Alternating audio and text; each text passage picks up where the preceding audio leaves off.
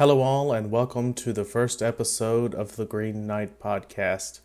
My name is Eric and I'll be your bard for this adventure. I want to start off by wishing you all a happy new year 2024, and what better and more fitting way to celebrate the new year than to read and recite and love and appreciate this poem, Sir Gawain and the Gawayne, which is of course set at Christmastide and New Year. In this first episode, we are going to read and recite the first 10 stanzas of the poem. I will recite them without interruption to better appreciate the language of the poem and to give it more of a sense of continuity. After the recitation, I will briefly discuss the meaning and the plot, and I'll end the episode with some fun Middle English words that we should revive. That being said, let's get right to Sir Gawain and the Gawayne.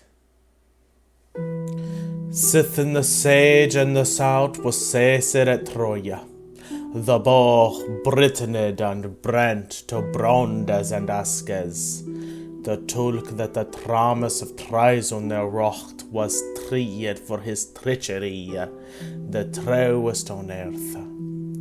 It was Aeneas the Athol and his kinde that sithen depressed provinces and patrones become, well nigh of all the well in the West Isles. Fro richer Romulus to Roma riches him sweet, with great bow bounce that boog he biggest upon first, and neven it hit his own anoma as hit no hot.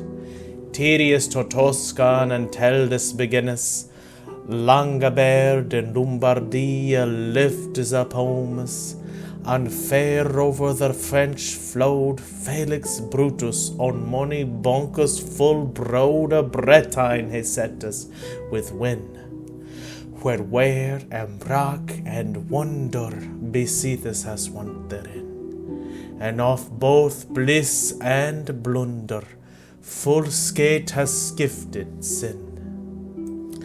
And when this Bretagne was bigged be this born rich, bold bredden therein, bear it that loved in money torn team attaina that drochten, more fairliest on this fold han fallen her oft than in any other that he wot sin that ilk team. But of all that her bolt of Bretagne kings, I was Arthur the hendest, as ye have heard tell.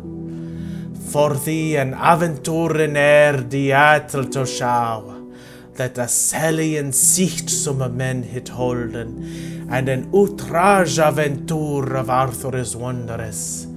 If ye will listen this lie but a little while, ye shall tell it as tit as ye in tune heard with tongue, as it is stad and stoken, in story stiff and strong, with letter sloken, in lond so has been long. This king lieth Camelot upon Christmas, with money lovlich lord, ladies of the best, reckonly of the round table, all of those rich brether, with rich revel reached and richless mirths, their tornayed tulkus betemes full money, justed full jolly lay these gentile knichtes, sithen caire to the court carolus to mark, for there the fest was illich full 15 days, with all of the mate and the mirth that men could have ease, such gloom and glay glorious to hear, there din upon day, dancing on nichtes, all was hap upon hay in halles and chambers, with lordes and laddies, as levest him thought, with all the well of the world they wanted there samen, the most kid knichtes under Christus selven, and the lovelockest laddies that ever live hadden, and he the comlockest king that the court haldest, for all was this fair folk in her first age on seal, the happiness under heaven, King he is mon of will. It were no great need to neven, so hardy a hair on hill. Will now year was so yep that it was now coming, that die double on the days was the dooth served, for the king was coming with knichtes into the hall, the chantry of the chapel shaved to an end. Lewd cree was their kest of clerkest another, Noel nighted o now, neven it full oft, and sithin richa forth running to richa hond sell. Yea, yet yeris giftes on he, yelde hem behond, debated buzzily about the gifts. Laddies lacht full loud, though thy lost harden, and hey that one was not wroth that may you well trow. All of this mirth they madden to the mate team, when they had washen worthily they went into set, the best born I above, as it best seemed. When Gwenor full guy grithed in the midst, dressed on the dare days, daubed all about, small sandal besides, a cellure hereover, of three Toulouse and tars tabi desino, that were embroidered and betten with the best gems, that might be praved of priests with pennies to be and I. The comlookers to descrie their glent with Ian Gray, a semlooker that ever he see, soth mocht no mon say. But Arthur would not eat till all were served. He was so jolly of his joyfulness, and somewhat chid-getted. His leaf leaked him licht, he loved the lass either to long lie or to long sit.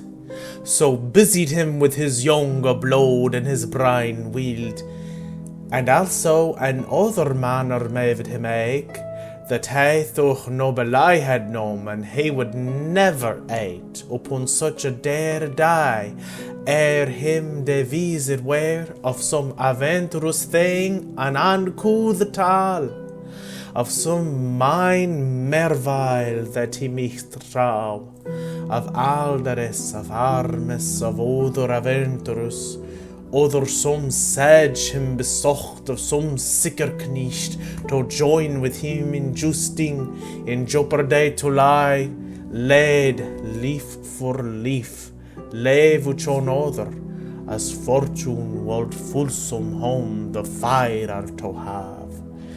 This was the king's countenance, where he and court were, at each foreign fest among his fray many and hall. Therefore of fast so fair he stichtle stiff and stall, full yeppen that no year much mirth he mass withal. Thus there stondes in stalla the stiff king hisself, and talkande before the here table of trifles full hende. There God Gawayne was grythe and Gwenor beside, and Gawayne a la Duramain on that other side seates. Both the king's sister sons and full sicker knichtes.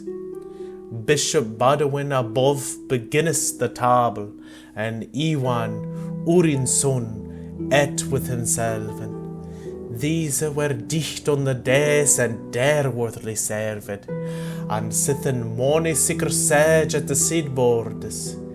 Then the first course come with cracking of trumpets, with mony bannerful bricht that there be hanged. Now knackre noise with the noble peepes, wilde werbles and wicht wachted loud, that mony heartful he a heffet her touches. Daintes driven therewith a full dare mates, foison of the fresh, and so on fell dishes, the pin to find the plus the people before for to set the silveren that Sir Sel was halden on cloth. Each laid as he loved himself, there lacht withouten loath. I twa had dishes 12, God bear and brichtween both.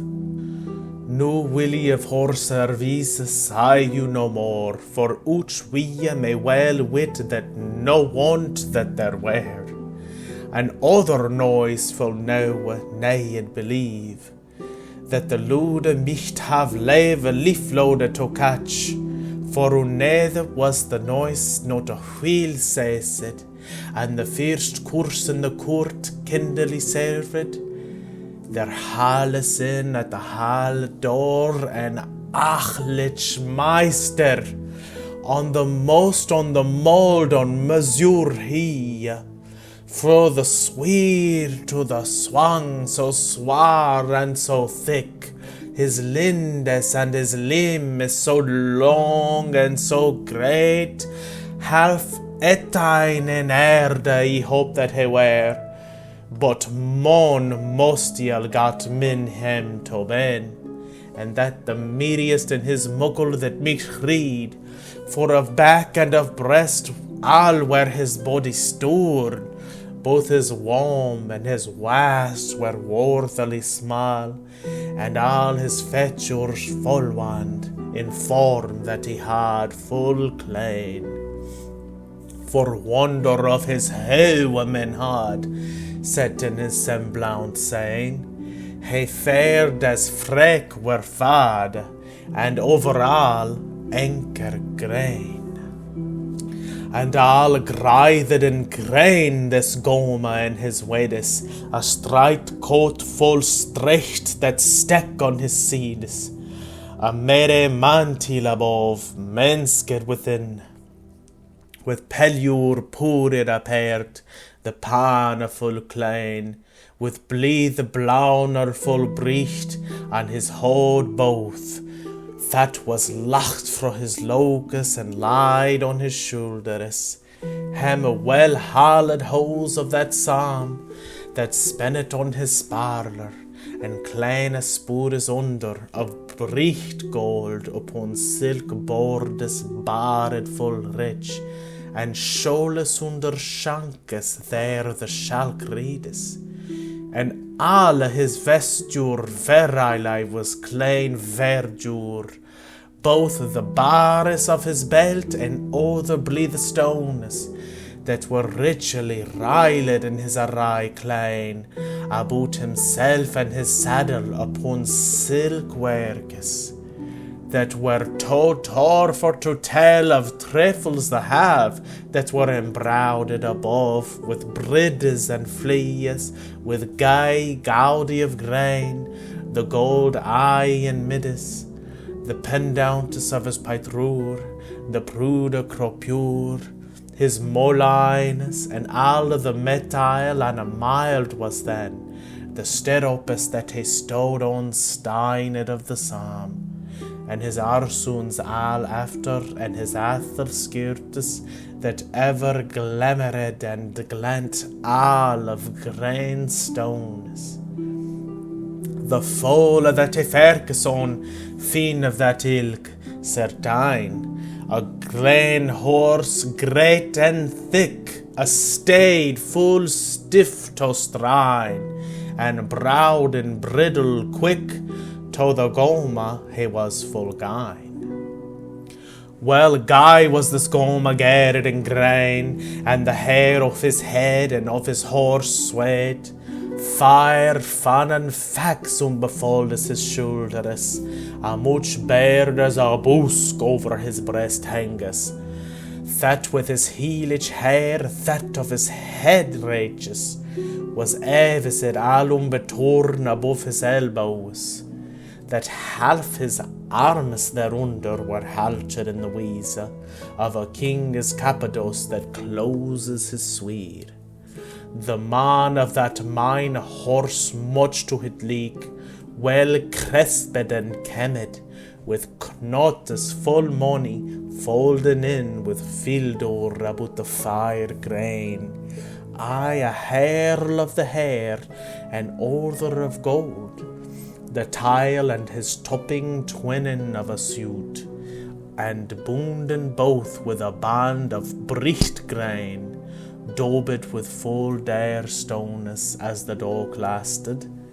Sithen thrawen with a thwala knot aloft, their mony belles full bricht of brende golde rungen, such a foal upon folde, ne frek that him reades was never sane, and that's all, with sichter that team with he. He looked as light so licht, so side all that him see. It seemed as no mon micht under his dentistry. Whether had he no helm, ne no hauberk neither, ne no pisan, ne no plat that pented to armas, ne no shafta, ne no shield, ne to shoe, ne to smete. But in his own hand he had a holland bob, that is greatest in grain when the graves are bare, and an axe in his other a huge and unmade, a spit to sparda to expoon and spell, so micht. The length of an elnyard the large head had, the grain all of grain stale and of gold hoe, and the bit bornes bricht with a broad edge, as well sharpened to share as sharp razors, the stale of a stiff staff the storn hit begripped, that was wounden with earen to the wandes ende, and all begraven with grain and gracious workes, alas lapid about that looked at the head, and so after the helm halched full oft, with three tassels thereto touchery noch, on bottoms of the bricht grain bright and full rich. This hathel held as him in, and the hall enters. Driven to the hay a days, doet he no woth. Hal said he never on, but he overlooked. The first word that he warp, where is, he sighed, the governor of this king? Gladly he would say that sage and sicht, and with himself spake right soon. To knicht as he kissed his ear, he railed him up and down, he stemmed, and constudia, who art there most renown. That was our first 10 stanzas of Sir Gawain and the Green Knight. It is the first half of the first Fitt of the poem, which is divided into 4 fits or parts. We will no doubt have a whole episode devoted to the structure of the poem and the verse form. But let's talk now about what happens in this first poem. It really sets us up to get the story going. The first 2 stanzas set us in the magical land of Britain, where oft both bliss and blunder have occurred and still do. It lays out the legendary founding of Britain by Brutus, one of the descendants of Aeneas the Athel, as well as the founding of some other European nations like Longobard and Lombardy, and Tyrrhus and Tuscany. The second stanza continues talking about Brutus settling in Britain and siring a great race of warriors. But in all of Britain, Arthur was the hendest, the greatest, most noble of the kings of the island. So this first part sets us squarely in King Arthur's court. We are in the land of Arthuriana, and we are at Christmastide and New Year.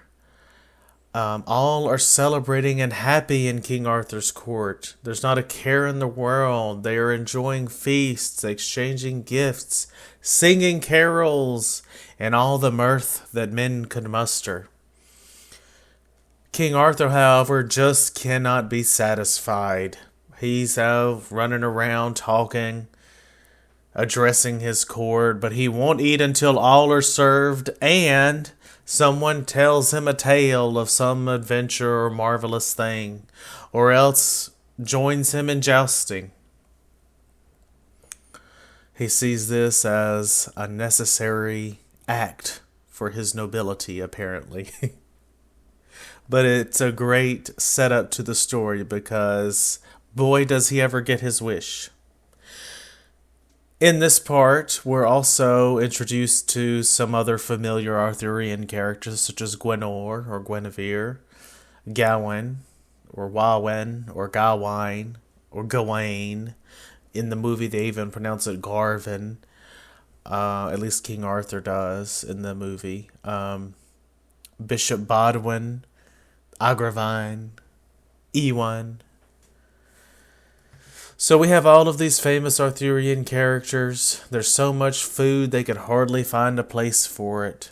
Arthur's portrayed as kind of childish here. He's bustling about, he's restless, his young blood and his wild brain. He needs a story and some play before he can eat. He can't just sit down and enjoy himself. He's too restless for that.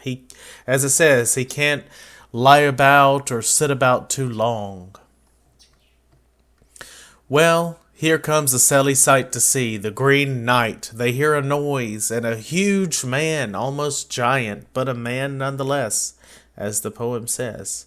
Huge, but a man nonetheless. He is tinted in green, dressed in green, has a green axe, he rides a green horse. One hand is that axe, the other is the green holly bough. His hair is green. As I said, he has the bough of holly in one hand, a symbol of peace, but the other is gripping a menacing axe. But it seems as if he is not here to do them harm, because he is not dressed in battle dress. It goes into intricate detail of different equipment and things that a knight would wear, and he is not wearing those things. But it does go into the furs that he's wearing and other aspects of his appearance. Very intricate and extensive descriptions, vivid descriptions of the Green Knight. Well, the king hails him in. He comes up, strolls in, doesn't speak or greet anyone. He goes right up to the high dais, and he demands the governor of this ging, while looking everybody about, looking them up and down, looking for the most worthy and the most renowned. And that's the end of the first 10 stanzas. So we're set for the action here. The Green Knight has made his ghastly appearance, and we'll see what he does in the next time. I said I was going to discuss, lastly, some Middle English words that we should definitely bring back. Some of these still do exist in certain dialects in the UK, usually. It's probably like 2 small towns and 1 county that use some of these words. But here are some of them. The first one, swith, carefully. Not carefully, quickly. He goes swith to the store.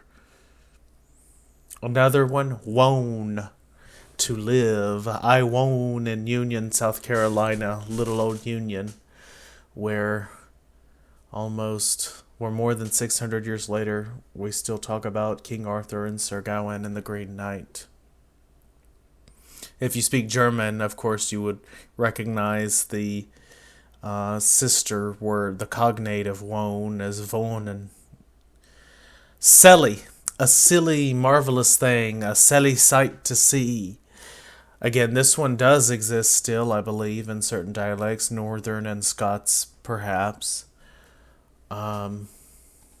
a silly thing to experience, maybe it's too close to silly, a silly sight to see. Sedge, a man, basically. Formerly, maybe more elevated as a warrior, a knight, or hero, but in this sense, usually just a man. A sedge, a silly old sedge. This silly old sedge came into the store talking about this and that. The last one, dicht or dight, we would say in modern English, clothed in. So she was dight in her Sunday best. He was all dight up in a tuxedo and a tie. I just thought that these were some fun Middle English words, and I'll close out this first episode there. Again, thank you for listening. My name is Eric. I will be back next time with the continuation of the recitation of Sir Gawain and the Gawayne. Again, I wish you all a happy new year. See you next time.